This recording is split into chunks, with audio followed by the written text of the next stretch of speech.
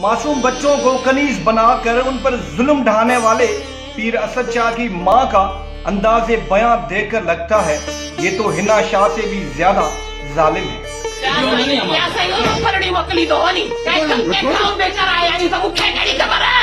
जाहिर है अब डीएनए का अमल शुरू हो चुका है, अब पीरों का घबराना बनता भी है। मुल्जिम असद शाह के ससुर फयाज हुसैन शाह सिंध से भागने में कामयाब हो गए हैं।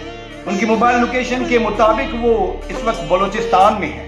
फयाज हुसैन शाह के फरार होने के बाद ये तो साबित हो चुका है कि दाल में कुछ नहीं बल्कि पूरी की पूरी दाल ही काली है। ये पीर ताकतवर कुव्वतों के पालतू हैं।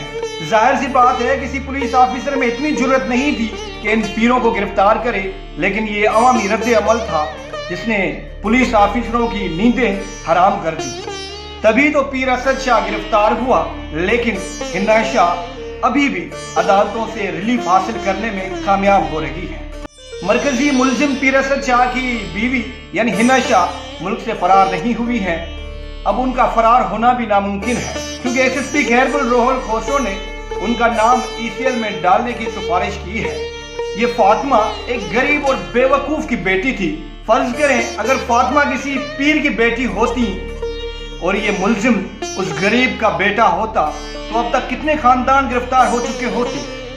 ये फर्क है पाकिस्तान में ताकतवर और गरीब। इंसाफ का पलड़ा अमीर की जेब तक पहुंच जाता है, लेकिन वही इंसाफ का पलड़ा जब गरीब को देखता है तो उसके गले में अटक जाता है। अगर पीर असद शाह खुद को इस्लामी तालीमात के तनाजुर में देखते हैं तो अब तक उनका सर धड़ से अलग हो जाना चाहिए था। हिना शाह को भी अंजाम तक पहुंच जाना था।